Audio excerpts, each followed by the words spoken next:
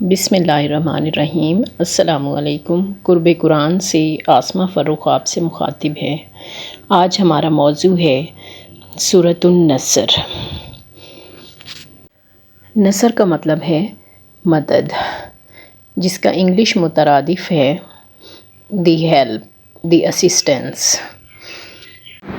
یعنی اللہ تعالیٰ کی طرف سے مدد نصیب ہونا۔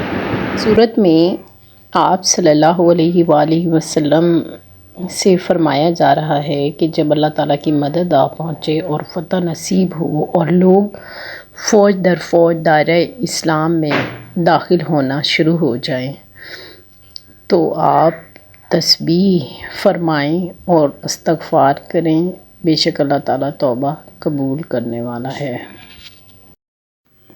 فتح مکہ 9 ہجری میں ہو چکی ہوئی تھی اور 10 ہجری میں لوگ بہت بڑی تعداد میں پورے کے پورے وفد آتے تھے اور دائرہ اسلام میں داخل ہوتے تھے۔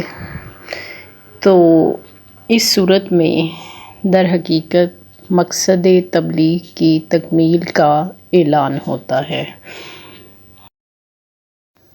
اور اس صورت میں ایک لطیف اشارہ آپ صلی اللہ علیہ وآلہ وسلم کے وصال کا بھی ملتا ہے۔ صحابہ کرام رضی اللہ تعالیٰ عنہ اس اشارے کو پا گئے تھے اور بے حد روئے تھے یہ سن کر۔ آپ صلی اللہ علیہ وآلہ وسلم اس صورت کے نازل ہونے کے چند ماہ بعد وصال فرما گئے تھے، اور اس صورت کے نازل ہونے کے بعد آپ صلی اللہ علیہ وآلہ وسلم کثرت سے سبحان اللہ و بحمدہ کی تسبیح فرماتے رہے اور استغفار پڑھتے رہے۔ اس صورت میں مقصد تبلیغ کی تکمیل کا اعلان ہوتا ہے، تو یہ انتہائی بڑا مقصد تھا جو تمام انبیاء کے مقاصد کو مکمل کرتا ہے۔ ہر نبی اللہ تعالیٰ ہی کی تعلیم لے کر آیا، لیکن آپ صلی اللہ علیہ وآلہ وسلم نے تمام انبیاء کی تعلیم کو مکمل کر دیا، کیونکہ آپ صلی اللہ علیہ وآلہ وسلم خاتم النبیین ہیں۔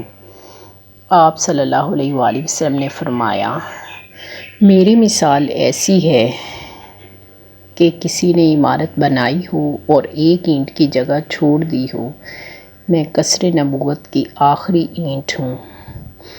تو یوں جو سلسلہ حضرت آدم علیہ السلام سے چلا، اس کی تکمیل آپ صلی اللہ علیہ وآلہ وسلم نے فرمائی۔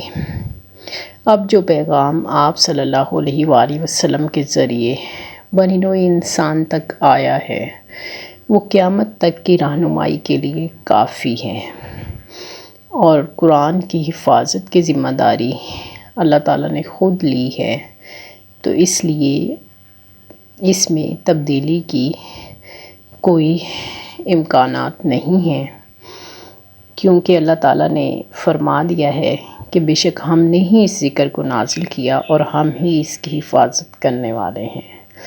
تو اب جو تعلیمات حاصل ہو چکی ہیں وہ ابدی تعلیمات ہیں، اور یہی تعلیمات قیامت تک آنے والے لوگوں تک پہنچیں گی۔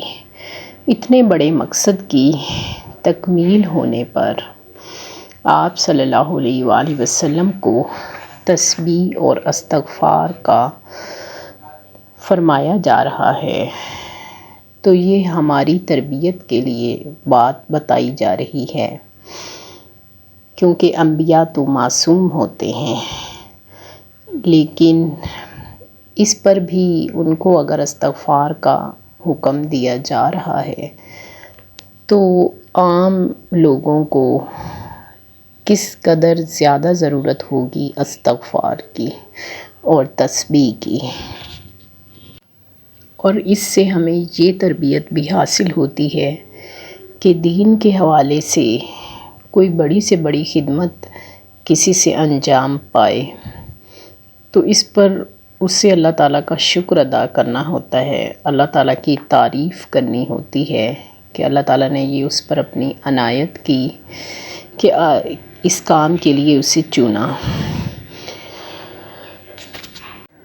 یعنی دین کی بڑی سے بڑی خدمت پر بھی کوئی شخص اپنے دل میں ذرہ برابر غرور اور تکبر کو جگہ نہ دے، بلکہ اللہ تعالیٰ کا شکر ادا کرے کہ اللہ تعالیٰ نے یہ کام اس سے لیا، تو یہ اللہ تعالیٰ کا احسان ہے۔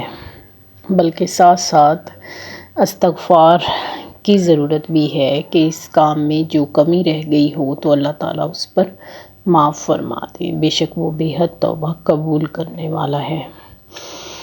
انسان کی فطرت میں بھول چوک ہے، حضرت آدم علیہ السلام سے بھی خطا ہو گئی تھی۔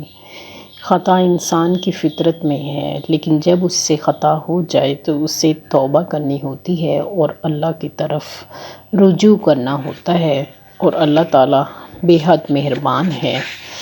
عجب نہیں کہ وہ گناہوں پر ہماری توبہ قبول کر لے اور ہمیں روز محشر رسوا ہونے سے بچا لے اور ہماری توبہ قبول فرمائے۔ آمین ثم آمین۔